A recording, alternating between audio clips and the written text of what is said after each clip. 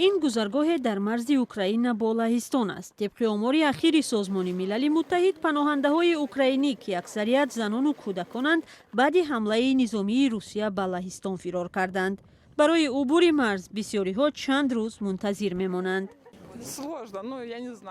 مشکل است. من نمیدانم دیگر چی بگویم. انتخابی دیگر نداریم. باید کودکان را نجات دهیم.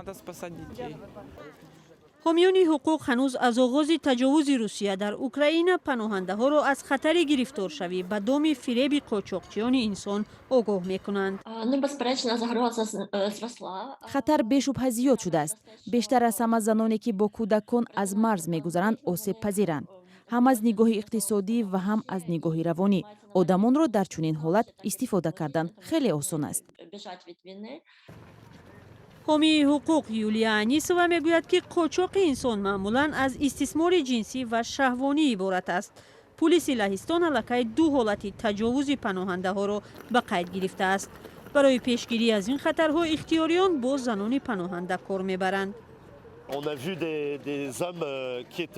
ما مردی را دیدیم که زنان و دخترچه ها را عکس می گرفت. زود پی بردیم که در پشت این کار قاچاقبران انسان هستند. زنی از منطقه کیف در لووف کار می جست.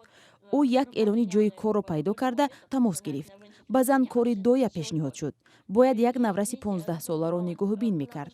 یک بخش کاری او پیشنهاد خدمات شهوانی بود. خوف استثمار شدن پناهنده ها در جای کار هم زیاد است. طرح آن هم عادی است. با آنها اول جای زیستی به پول پیشنهاد می شود، ولی در نهایت معلوم می شود که چیز رایگان نبوده است.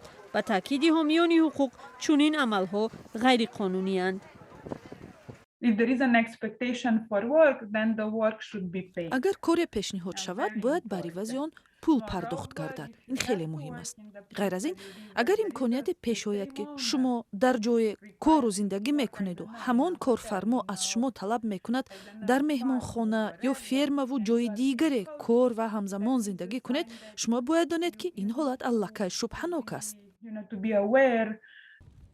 نصف از آوارگان اوکراینی کودکانند. برخی بدون حجت و برخی هم تنها و بی والدان از مرز میگذرند.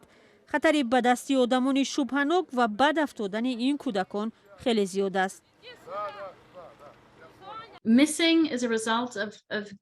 ناپدید شدن کودکان از مشکل در ساختار حفاظتی برمی آید. همین مشکلات هم باعث دست به کار شدن قاچاقبران انسان می شود.